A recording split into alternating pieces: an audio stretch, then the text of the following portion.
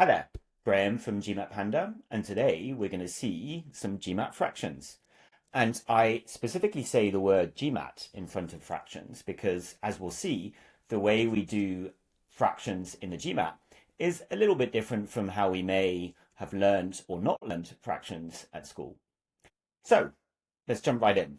First of all, what is a fraction? Well, Panda has kindly created a little animation to explain that, right? So let's imagine that we're eating some cake and we've split the cake into four equal slices.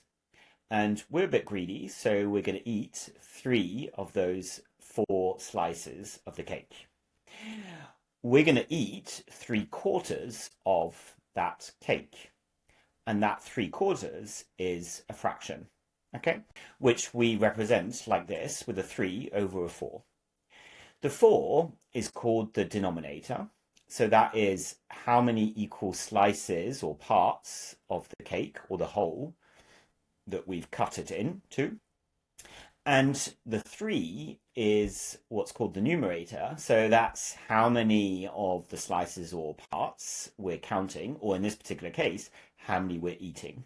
Now, in the GMAT, do you need to know that the top is called the numerator and the bottom is called the denominator? Not really, but it's helpful for understanding me, for understanding Panda, and understanding other courses that you may find out there.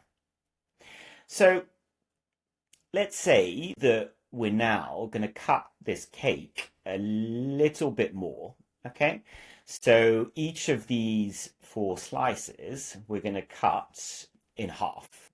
So we're going to have in total 8 slices, but we're still going to eat the same amount of cake. So in this case, it will be 6 of the 8 slices.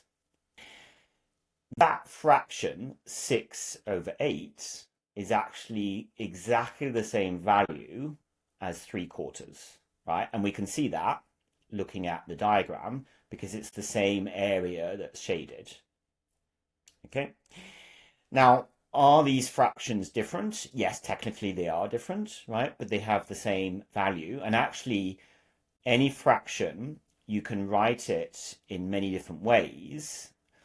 They all have the same value, right? But there's actually only one way that is called the simplest form. And in this case, it is 3/4. Why is it the simplest form? Because we can't make the 3 and the 4 any smaller without changing the value of the fraction. So if, for example, we were to write 1.5 over 2, that would be technically the same value as this, but 1.5 is not a round number. So typically, we don't like to have decimal numbers in a fraction, right? So that's why the simplest form of the fraction is 3 over 4.